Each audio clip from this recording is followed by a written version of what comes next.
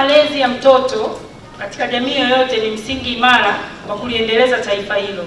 Kwa kutambua umuhimu huo, mnamo mwaka 2021 serikali kwa kushirikiana na wadau ilizindua mpango jumuishi wa kitaifa wa makuzi na maendeleo ya awali ya mtoto. Lengo kuu la programu hii ilikuwa ni kuhakikisha kuwa kila mtoto wa Kitanzania anakuwa katika mwelekeo sahihi wa ukuaji ili kufikia ukuaji timilifu.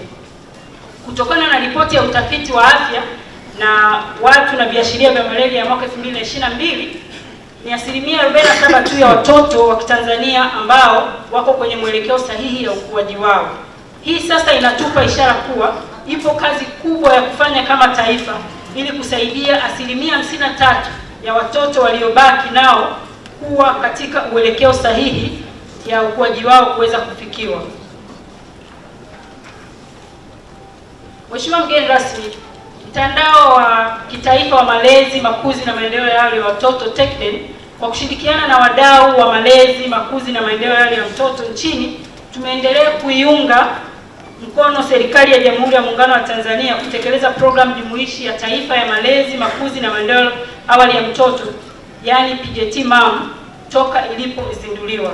Mheshimiwa mgeni rasmi, katika utekelezaji wa programu hii TECDEN imeendelea kuchagiza uratibu wa wadau wote wasio wa kiserikali katika ngazi ya kitaifa na mikoa na halmashauri kupitia wanachama wake ambao mpaka sasa wapo jumla ya wanachama 122, ikiwemo mashirika yasiyo ya kiserikali yanayotekeleza shughuli zake hapa nchini, mashirika ya kimataifa na wadau mbalimbali wa maendeleo. Mtandao una mashirika pia waratibu wa programu ya MAM katika mikoa yote 26 ya Tanzania bara. Mheshimiwa mgeni rasmi, tunaishukuru sana serikali ya Jamhuri ya Muungano wa Tanzania kwa kuongoza na kutekeleza programu hii ambayo imetilia mkazo suala la malezi bora hasa kwa watoto wa umri wa 0 hadi miaka 8. Umri ambao kisayansi ndio umri wenye fursa ya kumlea mtoto ili kukua na kuwa raia mwenye tija kwa taifa letu. Sayansi pia inatuthibitishia kuwa kipindi hiki ndio umri sahihi wa kumsaidia mtoto ili kuweza kukua vizuri, yani kipindi kuanzia mimba hadi miaka 8.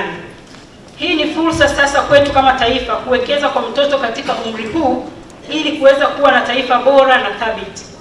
Mheshimiwa mgeni rasmi, tunapoadhimisha siku hii ya familia duniani, tukumbuke kauli mbiu yetu inayosema mtoto ni malezi kwa familia bora na taifa imara.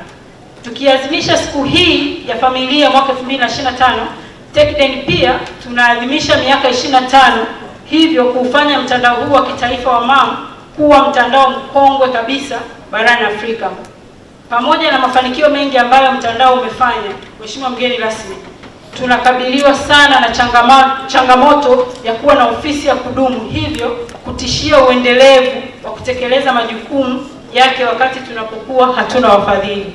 Mheshimiwa mgeni rasmi, napenda kuchukua fursa hii kukuomba wewe binafsi pamoja na serikali kwa ujumla kutupatia eneo jijini Dodoma ili mtandao uweze kujenga ofisi yake ya kudumu na kuendelea kutoa mchango wake kwa serikali kutoka kwa Tanzania wenyewe katika kutoa huduma bora na za kitaalamu kuhusu malezi na makuzi bora ya awali ya mtoto.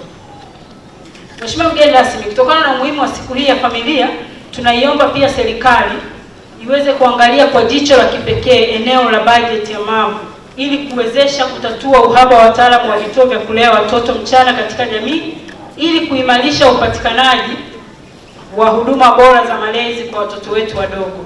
Tunaamini kabisa upatikanaji wa huduma bora hautafaidisha tu watoto, lakini pia utawapa fursa kina mama kuwekeza katika shughuli za uzalishaji bila hofu ya usalama wa watoto wao.